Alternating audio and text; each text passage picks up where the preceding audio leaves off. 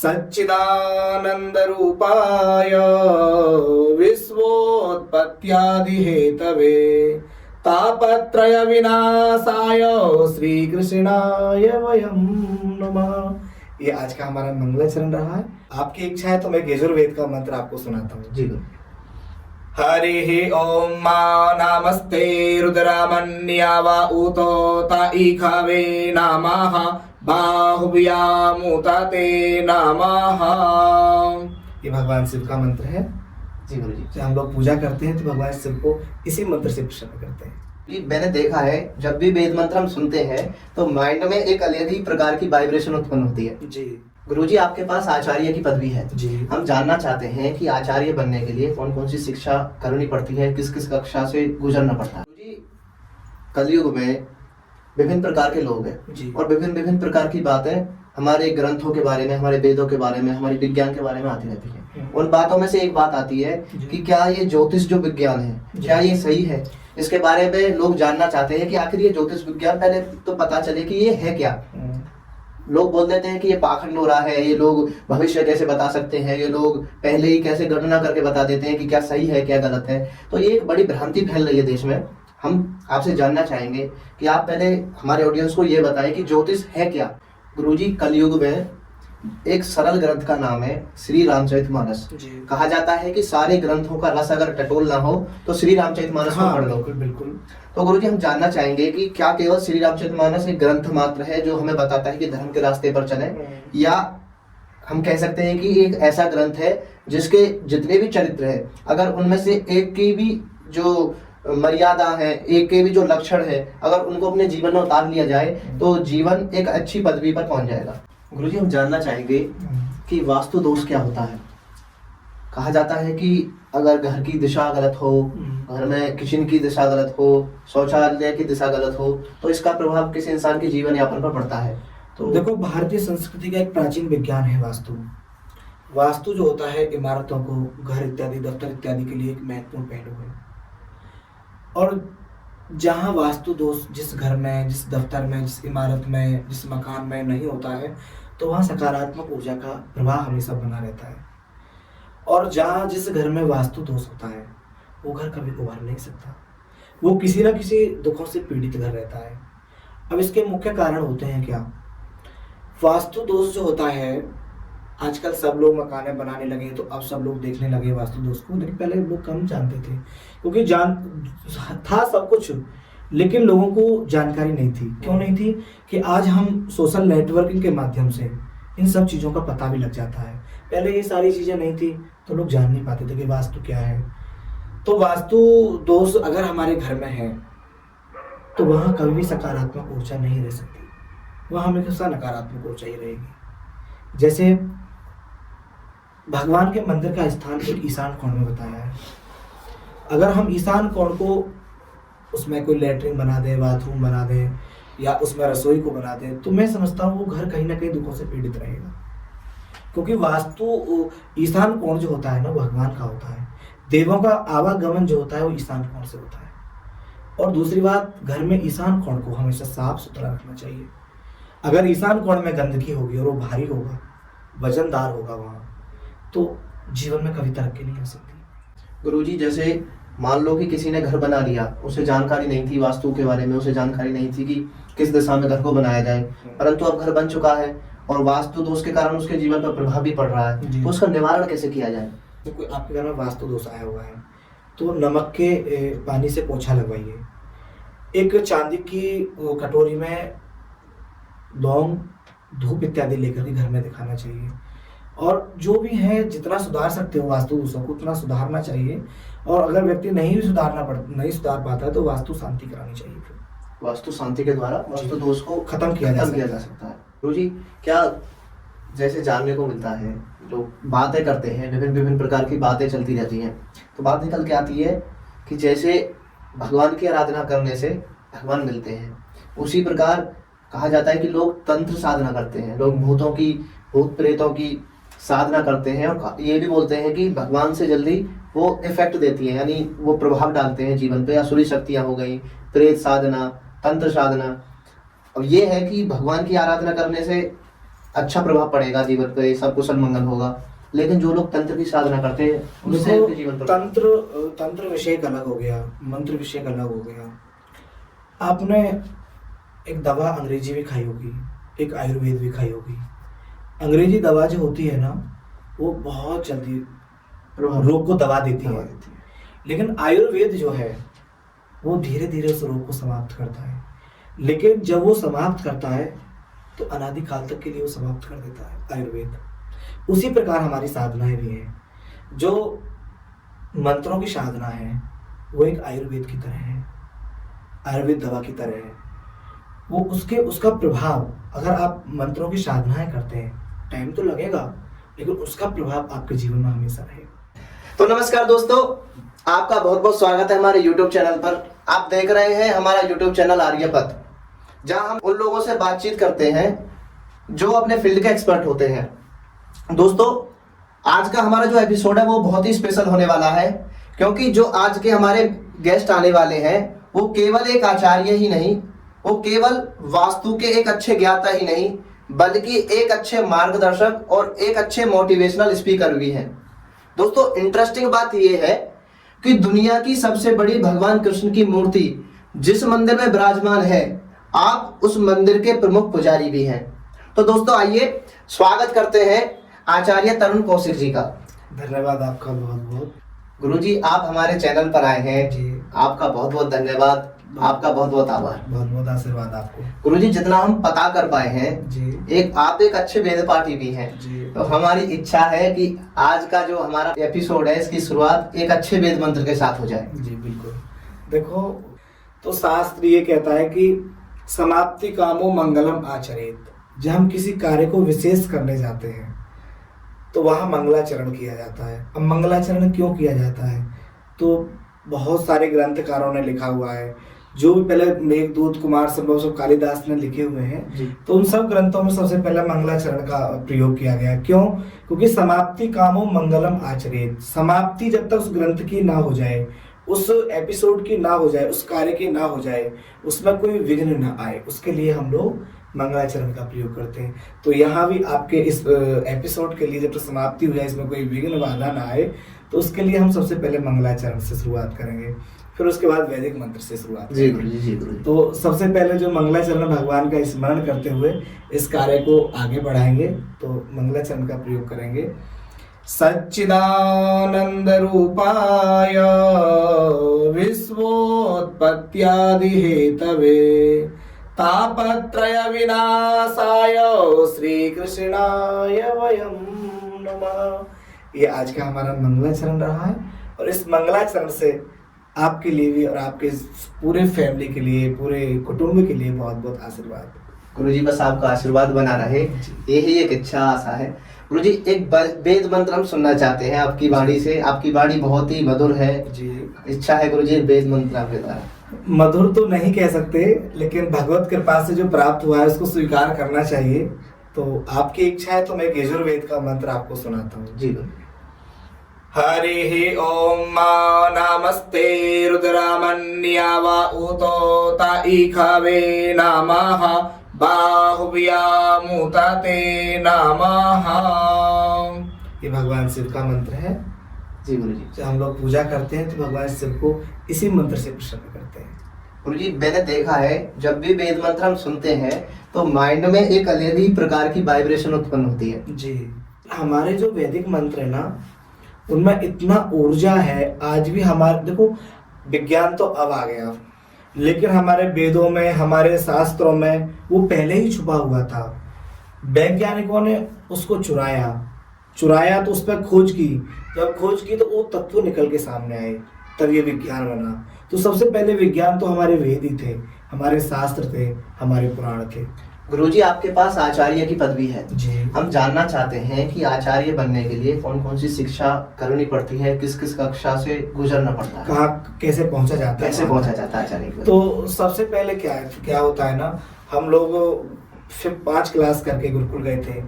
गुरुकुल जाने के बाद वहाँ हमने सबसे पहले 6 क्लास को पास किया, फिर 7th को पास किया। उसके बाद आती है प्रथमा के बाद आती है पूर्व मध्यमा प्रथम वर्ष, उसके बाद पूर्व मध्यमा द्वितीय वर्ष, जो एक आप लोग मॉडर्न विषय में उसको हाई स्कूल बोलते हैं, हम लोग पूर्व मध्यमा द्वितीय वर्ष बोलते हैं। उसके बाद उत्तर मध्यमा शुरू हो जाती है, आप उनको 11वीं 12वीं बोलते हैं, तो हम लोग उनको पूर्व मध्यमा प्रथम वर्ष बोलते हैं, उत्तर मध्यमा प्रथम वर्ष बोलते हैं और उत्तर मध्यमा द्वितीय वर्ष बोलते हैं। यहाँ हमारा 12वीं तक का सिलेबस कंप्लीट हो जाता है। उसके बाद जब हम आगे बढ़ते हैं तो वहाँ शास्त्री आती है, 3 वर्षों की शास्त्री होती है। आपका वो जो आप जो कहते हो ग्रेजुएशन कहते हो, बीए जिसको आप बोलते हो, हम संस्कृत भाषा में उसको शास्त्री बोलते हैं। शास्त्री के बाद फिर आचार्य आती है, तो फिर हम आचार्य करते हैं। तो गुरुजी जैसे 12वीं तक आपने जैसे बोला इंटर की जो शिक्षा है जी, उसमें क्या पढ़ाया जाता है? क्या केवल वेद लगातार? नहीं, वेद जो होता है ना वो विषय एक अलग होता है वेद का। तो एक जो इंटर तक जो विषय होते हैं, पूर्व उत्तर मध्यमा तक जो हमारे पास विषय होते हैं, वो एक संस्कृत का विषय ही निर्धारित नहीं होता है। उसमें इंग्लिश भी होती है, उसमें साइंस भी होती है। मुख्य विषय जो होता है वो संस्कृत को ही लेके चलना पड़ता है। जी, तो गुरुजी जैसे आपने अभी बताया कि आधुनिक विषय भी आप लेके साथ चलते हो जी, और आपने वेद पढ़े हैं, वेद की पाठशाला संस्कृत को मुख्यता देकर वेद पढ़ाया जाता है। जी, जी, तो क्या इसमें प्रमुख वेद भी पढ़ाया जाता है कि आपको जैसे 4 वेद है हमारे, एक वेद में आप एक्सपर्ट हो जाएं, ऐसा भी होता है क्या? देखो, वेद जो होते हैं ना 4 होते हैं। सबसे पहला जो वेद होता है वो ऋग्वेद होता है जी, दूसरा वेद जो होता है वो यजुर्वेद होता है, तीसरा अथर्ववेद होता है, चौथा सामवेद होता है। वेद सभी कुछ ना कुछ हमको सिखाते हैं। ऋग्वेद अलग कुछ सिखाता है, यजुर्वेद कुछ सिखाता है, अथर्ववेद हमको आयुर्वेद सिखाता है और सामवेद हमको संगीत सिखाता है, और यजुर्वेद जो हमको सिखाता है वो कर्म कांड सिखाता है, कर्म की उपासना करना सिखाता है। कि उपासना कांड जो है वो यजुर्वेद से ही आता है। जो हम पूजा पाठ करते हैं वो यजुर्वेद में ही आता है। तो गुरुजी आपका जो प्रमुख विषय रहा है वो यजुर्वेद रहा? नहीं, मेरा प्रमुख विषय यजुर्वेद नहीं रहा है। मेरा प्रमुख विषय तो व्याकरण रहा है, 90 व्याकरण। तो व्याकरण भी जो होता है ना, एक मुख्य विषय क्या होता है, देखो जनक बोला गया है व्याकरण के लिए। तो एक श्लोक आता है उसमें हमारे व्याकरण में, व्याक्रियन्ते व्युत्पाद्यन्ते शब्द अनेन इति शब्द ज्ञान जनकम व्याकरणम। तो व्याकरण जो विषय है वो सभी शब्दों की जहाँ उत्पत्ति होती है वो व्याकरण से होती है। अगर हम कोई शब्द बोल पा रहे हैं या कोई आप सुन पा रहे हो तो वो सब व्याकरण से लिए गए शब्द हैं। गुरुजी, पूरी दुनिया की जो सबसे बड़ी भगवान कृष्ण की मूर्ति है जी, वो उत्तर प्रदेश के ग्रेटर नोएडा में ये जो सोसाइटी है गौरी यमुना सिटी, इसमें बनी है जी, और आपका जो सिलेक्शन हुआ है उसके प्रमुख पुजारी के रूप में हुआ है। जी, मेरा हुआ है। तो आपको यहाँ के लोगों से और आपका जो अनुभव कैसा रहा अब तक का? नहीं, देखो, सबसे पहली बात तो यह है, मेरा अनुभव यहाँ का बहुत अच्छा रहा था। 16 तारीख को हमारा इंटरव्यू हुआ था। इंटरव्यू में अनेक ब्राह्मण वहाँ पहुँचे थे और बहुत ब्राह्मणों ने इंटरव्यू दिए थे। तो हम लोगों ने भी इंटरव्यू दिया, तो बिहारी जी की कृपा हुई थी जो हम लोगों का वहाँ सिलेक्शन हो गया। देखो, आज की डेट में, आज के युग को देखते हुए अगर ये संस्कार इतनी बड़ी फैमिलियों में मिलते हैं तो हमको ये सबक लेनी चाहिए। हर व्यक्ति को ये सबक लेना चाहिए कि धर्म के मार्ग को अपने साथ लेके चलना चाहिए। आज मैं उनके लिए बहुत बहुत धन्यवाद, साधुवाद देना चाहता हूँ मंजू गौर जी के लिए और मनोज गौर जी के लिए, जिन्होंने इस सोसाइटी को यहाँ बनवाया। यहाँ हम लोग, जहाँ हमारी बहन जी की शादी हुई थी तब हम लोग यहाँ आए थे, तो यहाँ देखा था यहाँ कुछ नहीं था। इन लोगों ने आकर के इस जगह को एक इतना उज्जवल बना दिया कि उसकी हम कल्पना नहीं कर सकते। उसके पश्चात फिर यहाँ एक ऐसे मंदिर का निर्माण कराया जो भारत में नहीं, एक वर्ल्ड लेवल का मंदिर है। सबसे बड़ी प्रतिमा का यहाँ अनावरण हुआ उस दिन 9 तारीख को। श्रीमती हेमा मालिनी भी आई थी, बहुत अनेक लोग आए थे, केंद्रीय मंत्री भी आए थे। कैलाश खेर ने आकर के बहुत अच्छी प्रस्तुति यहाँ दी थी, बहुत अच्छा लगा। लेकिन संदेश ये है कि एक इतना बड़ा व्यक्ति और एक धर्म को लेकर के चल रहा है, ये एक अपने आप में बहुत अद्भुत है, बहुत अद्भुत है। और जब मैं इंटरव्यू देने गया था तो जो उन्होंने मेरे से बातें की थी मंजू गौर जी ने, तो उनके अंदर इतनी सादगी, इतना अच्छा उनका बोलने का तरीका कि हम लोग देख करके बहुत अच्छा महसूस किए कि इतने बड़े व्यक्ति में इतनी सादगी बहुत कम देखने को मिलती है। गुरुजी, कलयुग में विभिन्न प्रकार के लोग हैं जी, और विभिन्न प्रकार की बातें हमारे ग्रंथों के बारे में, हमारे वेदों के बारे में, हमारे विज्ञान के बारे में आती रहती है। उन बातों में से एक बात आती है कि क्या ये ज्योतिष जो विज्ञान है, क्या ये सही है? इसके बारे में लोग जानना चाहते हैं कि आखिर ये ज्योतिष विज्ञान, पहले तो पता चले कि ये है क्या। लोग बोल देते हैं कि ये पाखंड हो रहा है, ये लोग भविष्य कैसे बता सकते हैं, ये लोग पहले ही कैसे गणना करके बता देते हैं कि क्या सही है क्या गलत है। तो ये एक बड़ी भ्रांति फैल रही है देश में। हम आपसे जानना चाहेंगे कि आप पहले हमारे ऑडियंस को ये बताएं कि ज्योतिष है क्या। ज्योतिष जो है ना, एक प्राचीन भारतीय विद्या है। अब कुछ लोग क्या है, कुछ लोग इसको सच मानते हैं, कुछ लोग इसको झूठ मानते हैं। तो हम ये नहीं कह सकते जो झूठ मानते हैं उनका अपना एक पर्सनल मैटर है, लेकिन ज्योतिष एक सच्चा विषय है। वो कभी झूठ को नहीं दर्शाता है, वो आने वाले टाइम को भी बताता है और निकले हुए टाइम को भी बताता है। हमारा कैसा टाइम आने वाला है और कैसा टाइम हमारा निकल चुका है। बहुत सारी घटनाएं ऐसी हुई हैं जो ज्योतिष ने पहले ही आगाह कर दिया है, लेकिन हम लोग नहीं समझ पाए उस चीज को। जब वो चीजें आ गई, जब वो चीजें हमारे सामने आ गई हैं, तो हम उस चीज को समझ पाए। और हमारे शास्त्रों में वो लिखा हुआ था पहले ही। जैसे आपने देखा होगा, एक पूरा वर्ल्ड, पूरा संसार उस महामारी से गुजरा था, वो थी कोरोना महामारी।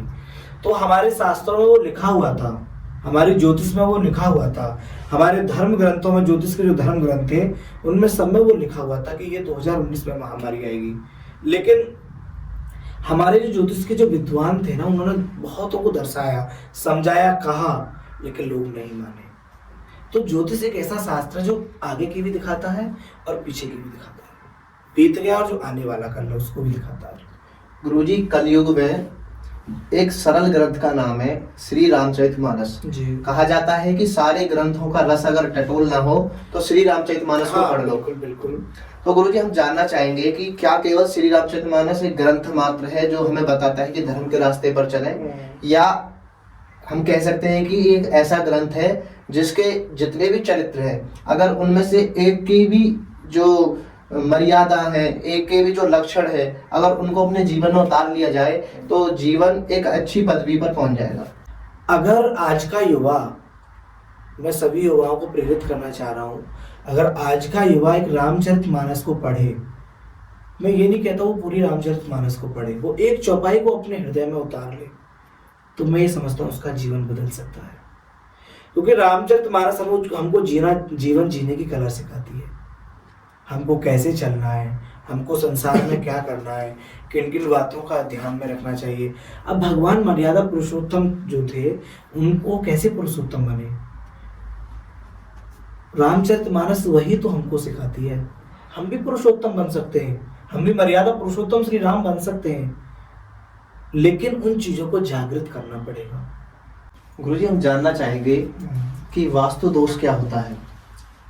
कहा जाता है कि अगर घर की दिशा गलत हो, घर में किचन की दिशा गलत हो, शौचालय की दिशा गलत हो, तो इसका प्रभाव किसी इंसान के जीवन यापन पर पड़ता है।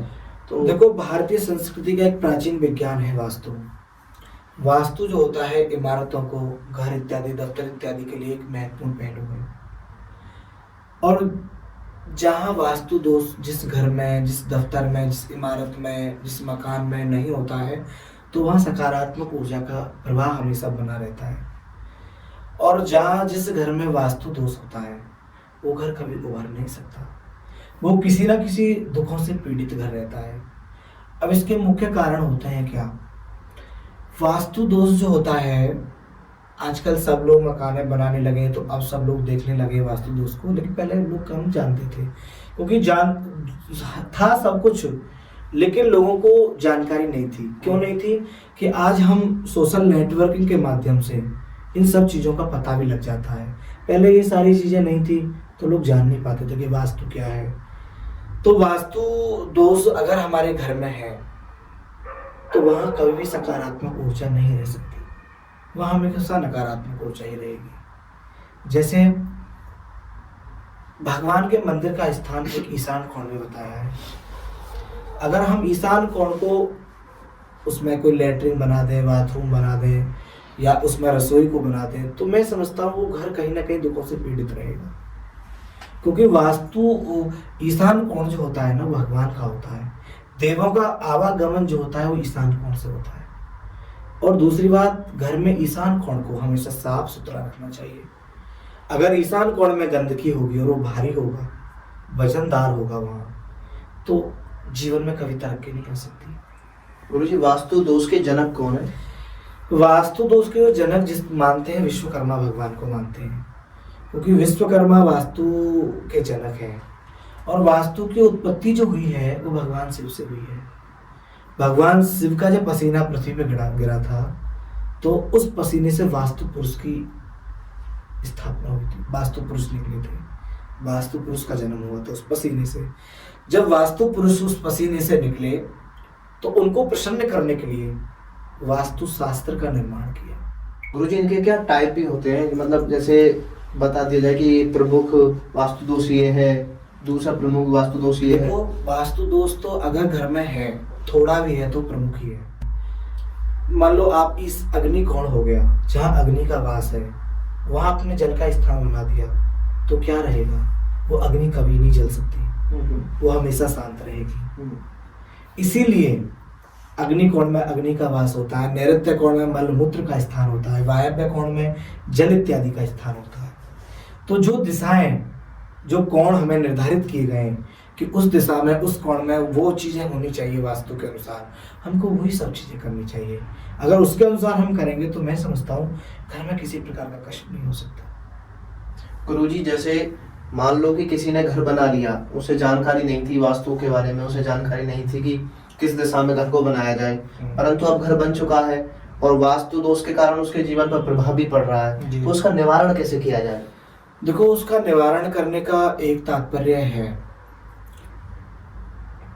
मान लो आपके, जैसे कि क्या होता है ना, आप जैसे कोई आपके घर में वास्तु दोष आया हुआ है तो नमक के पानी से पोछा लगवाइए।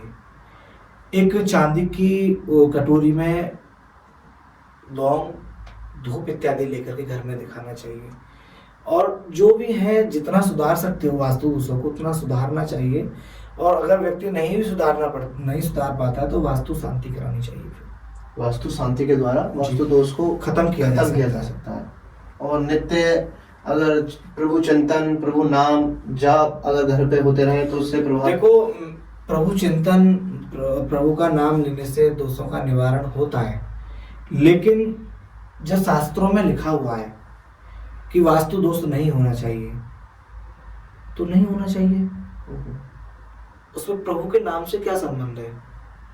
दोषों को जो हम बढ़ावा दे रहे हैं, जब हम जानते हुए उन गलतियों को कर रहे हैं, तो भगवान क्या माफ करेंगे उसमें? ठीक, भगवान कभी माफ नहीं कर सकते। ये आपका एक पर्सनल मैटर है। उस घर को कितना ही अच्छा बनाओ, भक्ति के मार्ग से, भक्ति के माध्यम से उसको सुंदर बनाओ, ये हमारा दायित्व होता है, ये हमारा कर्तव्य होता है। हमारा घर है, हमारा दफ्तर है, हमारा ऑफिस, जो भी चीजें हैं वो भक्ति के मार्ग से पवित्र हो सकता है, अच्छा हो सकता है, लेकिन दोषों का निवारण तो खुद को करना पड़ेगा। जी गुरुजी, क्या जैसे जानने को मिलता है, लोग बातें करते हैं, विभिन्न प्रकार की बातें चलती रहती हैं, तो बात निकल के आती है कि जैसे भगवान की आराधना करने से भगवान मिलते हैं, उसी प्रकार कहा जाता है कि लोग तंत्र साधना करते हैं, लोग भूत प्रेतों की साधना करते हैं, और ये भी बोलते हैं कि भगवान से जल्दी वो इफेक्ट देती है, यानी वो प्रभाव डालते हैं जीवन पे। असुरी शक्तियाँ हो गई, प्रेत साधना, तंत्र साधना। अब ये है कि भगवान की आराधना करने से अच्छा प्रभाव पड़ेगा जीवन पे, सब कुशल मंगल होगा, लेकिन जो लोग तंत्र की साधना करते हैं उनसे उनके जीवन पर तंत्र विषय का अलग हो गया, मंत्र विषय का अलग हो गया। आपने एक दवा अंग्रेजी भी खाई होगी, एक आयुर्वेद भी खाई होगी। अंग्रेजी दवा जो होती है ना, वो बहुत जल्दी रोग को दबा देती है, लेकिन आयुर्वेद जो है वो धीरे धीरे उस रोग को समाप्त करता है। लेकिन जब वो समाप्त करता है तो अनादिकाल तक के लिए वो समाप्त कर देता है आयुर्वेद। उसी प्रकार हमारी साधनाएं भी हैं। जो मंत्रों की साधना है वो एक आयुर्वेद की तरह है, आयुर्वेद दवा की तरह है। वो उसका प्रभाव, अगर आप मंत्रों की साधनाएं करते हैं, टाइम तो लगेगा, लेकिन उसका प्रभाव आपके जीवन में हमेशा रहेगा। और तंत्रों की जो साधनाएं होती हैं वो अंग्रेजी दवा की तरह बहुत जल्दी प्रभाव तो होगा, लेकिन दोबारा भी उभर सकता है। गुरुजी, मैंने जैसे सुना है, जितना हम रिसर्च किया, जान पाए कि मान लो कोई तंत्र साधना कर रहा है या कोई प्रेतों को या किसी सिद्धि के लिए लगा हुआ है, सिद्धि प्राप्त करने के लिए याचना कर रहा है, पूजा अर्चना कर रहा है। तो गुरुजी जैसे आपने अभी उदाहरण दिया कि एलोपैथी रोग को दबा देती है पर जल्दी असर करती है, प्रभाव उसका गलत रहता है, साइड इफेक्ट बॉडी पे वो करती है।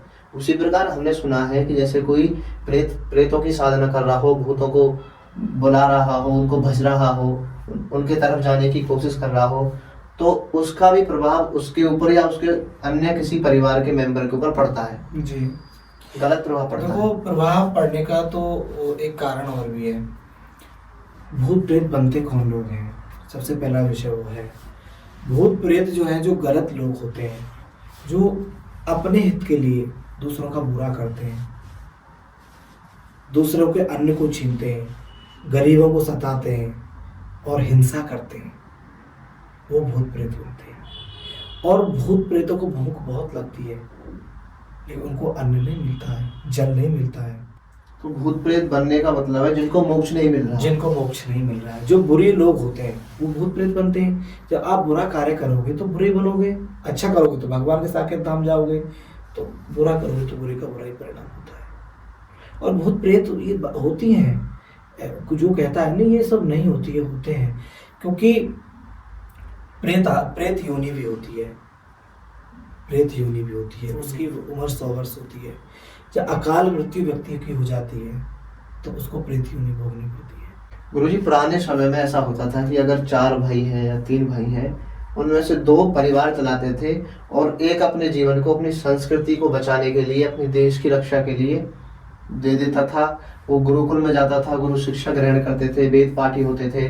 वेद पाठ करने के बाद वो कर्मकांडी हो जाते थे और कहें तो बस संस्कारों को एक पीढ़ी से दूसरी पीढ़ी में पहुंचाने का कार्य करते थे।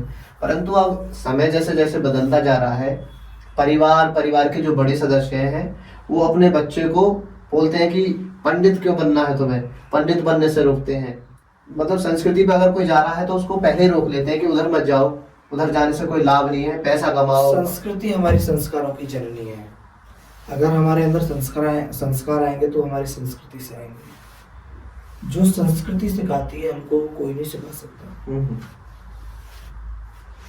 गुरुकुल का जो माहौल होता है वो एक बहुत पवित्र माहौल होता है। वहाँ की वायु, वहाँ का खाना, वहाँ का पीना, वहाँ का रहना, वहाँ का सोना, वहाँ का पढ़ना एक बहुत पवित्र होता है। वहाँ कोई तामसी भोजन का प्रयोग नहीं होता, वहाँ सात्विक भोजन का प्रयोग होता है। तामसी भोजन का प्रयोग होगा तो बुद्धि भी तामसी हो जाती है, तामस हो जाती है। इसीलिए वहाँ तामसी चीज़ों का प्रयोग ना करते हुए सात्विक चीज़ों का प्रयोग करते हैं, जिससे हमारी मनोमानसिक स्थिति बहुत अच्छी बनी रहे। सब बोलते हैं कि भाई मांस मदिरा मत खाओ क्योंकि ये तामसी भोजन है, ये नहीं खाना चाहिए। शाकाहारी लोग तो कभी सपोर्ट ही नहीं करते इस चीज को, परंतु बहुत लोग ऐसे हैं जो मांस का सेवन करते हैं, उसे अच्छा भी बताते हैं। वो प्रारब्ध से चलता है। अगर हम ब्राह्मण के रूप में हमने जन्म लिया है तो शायद हमारे प्रारब्ध में कितने जन्म जन्मांतर के पुण्य होंगे जो अच्छे होंगे, जो हमने ब्राह्मण कुल में जन्म लिया, क्षत्रिय कुल में जन्म लिया। लोगों ने जन्म न जाए थे शूद्र, जन्म से सभी व्यक्ति शूद्र होते, कर्मण्येव उच्यते, कर्म से ब्राह्मण बनता है। तो कहने का मेरा तात्पर्य यही है कि व्यक्ति को कर्म अच्छे करना चाहिए, क्योंकि भगवान गीता में कहते हैं कर्मण्येवाधिकारस्ते मा फलेषु कदाचन। कर्म अगर अच्छे करोगे तो अच्छे फल की उत्पत्ति होगी।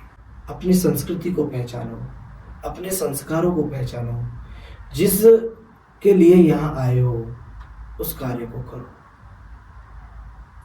आए थे हरि भजन को ओटन लगे कपास, तो हरि भजन के लिए हमारी उत्पत्ति हुई है, भगवान का स्मरण करने के लिए उत्पत्ति हुई है। आप भगवान के लिए टाइम नहीं दे रहे हो तो कैसा आपका जीवन है, कैसे आप इंसान बने हो कि आप भगवान को पहचान नहीं रहे हो।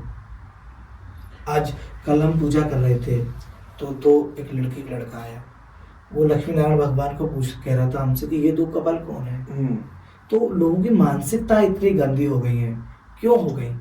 फोन, अब देखते ही गलत है तो मानसिकता तो गलत होगी, तो भगवान को तो कपल बताएंगे ही। संगति वाली बात, हमारी संगति ऐसी है तो भगवान को तो कपल ही बताएंगे, भगवान को भगवान थोड़े बताएंगे वो।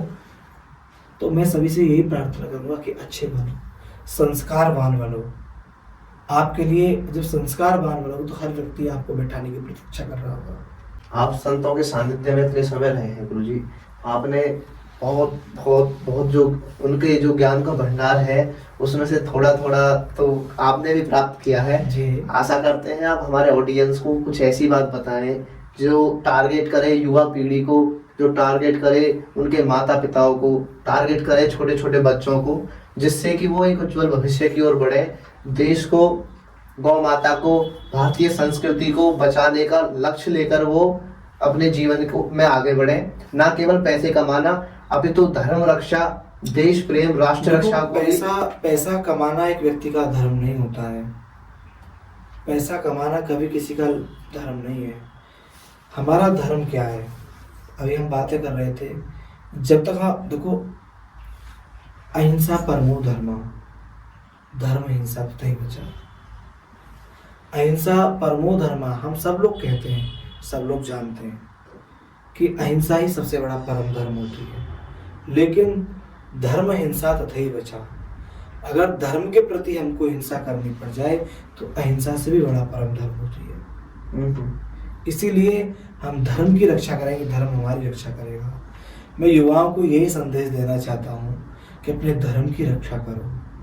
धर्म की रक्षा आप करोगे तो धर्म आपकी स्वयं रक्षा करेगा, और जब धर्म रक्षा करेगा तो आप हमेशा धैर्य पुरुष बनेंगे, एक बहुत अच्छे पुरुष बन जाएंगे, जिससे आपकी मनोवांछिक स्थितियां बहुत अनुकूल हो जाएंगी। क्योंकि देखो, जीवन में बहुत उतार चढ़ाव आते हैं, संघर्ष है जीवन का नाम ही संघर्ष है। बहुत उतार आएंगे, बहुत चढ़ाव आएंगे। अब कुंती थी, एक टॉपिक सुनाता हूँ मैं आपको। माँ कुंती को सब जानते हैं, पांडवों की माँ थी कुंती। भगवान श्री कृष्ण को माँ बोलते थे। ऐसा कौन सा दुख नहीं था जो उनके जीवन में नहीं आया, सारे दुख जीवन में आए। कुंवारी अवस्था में कर्ण को जन्म दिया। जो उनके पति थे पांडु, पीलिया रोग से ग्रसित थे, वो चले गए जवानी में। 5 पुत्र हुए तो 5 पुत्रों के जीवन में इतना बड़ा संघर्ष आया, एक महाभारत का युद्ध उनके सामने आ गया। महाभारत का युद्ध, एक पुत्रों के सामने जब इतना बड़ा युद्ध आ जाए, 5 पांडव 100 कौरव, तो कितना बड़ा युद्ध होगा आप जान लो। और अक्षौहिणी सेना उनके पास थी, जिसकी कोई संख्या नहीं थी। कितना बड़ा कष्ट मां कुंती के ऊपर था कि मेरे पुत्रों की लाज कैसे बचेगी। लेकिन लाज को चलाने वाला भी वहां खड़ा हुआ था। लाज को चलाने वाला वहां खड़ा हुआ था। जब 5 पांडव युद्ध को भी जीत गए तो कुंती अपने भवन में बैठी हुई थी। भगवान श्री कृष्ण पहुंचे वहां। उन्होंने कहा, बुआ, आपने पूरे जीवन संघर्ष किया, पूरे जीवन दुख देखे, आज मैं आपके सामने खड़ा हूं, आपको सुख मांगिए। तो उन्होंने कहा, मांगिए आप कि मुझे दुख दे दो। क्या दुख क्यों मांगती हो आप? आपने पूरे जीवन दुख देखे, आप फिर भी दुख मांग रही हो। कि दुख ही चाहिए मुझे। अगर आज मेरे पास दुख नहीं होते तो आपकी शरणागति मुझे कैसे प्राप्त होती? क्या बात है, आप मेरे सामने कैसे खड़े होते? तो यही सबसे बड़ा मेरा सुख है कि दुख से मुझे सुख प्राप्त हो कि आप मेरे सामने खड़े हो। आपका बहुत बहुत धन्यवाद, आप हमारे चैनल पर आए। बहुत बहुत आपका भी साधुवाद, आपने हमको बुलाया, इनवाइट किया। और मैं आपसे यही कहूँगा कि अपने चैनल के माध्यम से अपनी संस्कृति को बढ़ावा दो, अपने संस्कारों का प्रचार प्रसार करो। क्योंकि जब तक हमारी संस्कृति जीवित नहीं रहेगी तो हमारे संस्कार नष्ट हो जाएंगे, और जहाँ हमारे संस्कार नष्ट हो जाएंगे वहाँ हमारा जीवन विलुप्त हो जाएगा। हमारे जीवन का सार हमारे हाथ में नहीं आएगा। नई जनरेशन को समझाओ, नए बच्चों को समझाओ, लोगों को समझाओ, अपने जीवन के सार को समझो, भटको मत। इस रास्ते से अगर भटक गए तो फिर कभी हाथ नहीं आएगा। इसीलिए अपने मार्ग पर चलो, अपने रास्ते पर चलो, भगवान का सानिध्य प्राप्त करो। भगवान जब सानिध्य प्राप्त होगा भगवान का, तो आपके अंदर नई उमंगें आएंगी, आपकी मान पद प्रतिष्ठा समाज में बहुत बढ़ जाएगी। क्योंकि भगवान की पूजा का परिणाम ही ये निकलता है। भगवान की पूजा का परिणाम कभी गलत नहीं निकल सकता। भगवान कभी ये नहीं कहते कि तू दिन भर मेरी पूजा करता रहे। अगर तू पढ़ रहा है तो वो भी मेरी पूजा है, क्योंकि वो तेरा कर्म है। सब मेरी पूजा के अंतर्गत आते हैं, लेकिन व्यभिचार मत कर। मेरा स्मरण कर, 2 मिनट कर बस, लेकिन वो स्मरण ऐसा होना चाहिए, तन मन और मेरे विचार, मेरी इंद्रियां, वो सब एकाग्रचित होनी चाहिए। क्योंकि भगवान गीता में भी कहते हैं जितासनो जित श्वासो जित संगो जितेंद्रिया। सबसे पहले क्या कहते हैं? जितासनो, अपने आसन को जीतो। जिसने आसन को जीत लिया उसने सब कुछ जीत लिया। गुरुजी आप हमारे चैनल पर आए, आपके साथ सत्संग हुआ, बहुत आनंद आ गया। बहुत आनंद। एक छोटी सी इच्छा है बस अंत में कि अपने कार्यक्रम की जो लास्ट अब चल रहा है तो लास्ट भी किया जाए तो वेद मंत्र के साथ ही हो। ओम नमः संभवाय च मयो भवाय च नमः शंकराय च मयुष्कराय च नमः शिवाय च शिवतराय च। श्री राम राम रघुनंदन राम राम, श्री राम राम भरिताग्रज राम राम, श्री राम राम रणिकर्कश राम राम, श्री राम राम शरणं भव राम राम, श्री राम राम शरणं भव राम राम। रामाय रामभद्राय रामचंद्राय वेधसे, रघुनाथाय नाथाय सीताया पतये नमः। जय श्री राधे, जय कुंज बिहारी।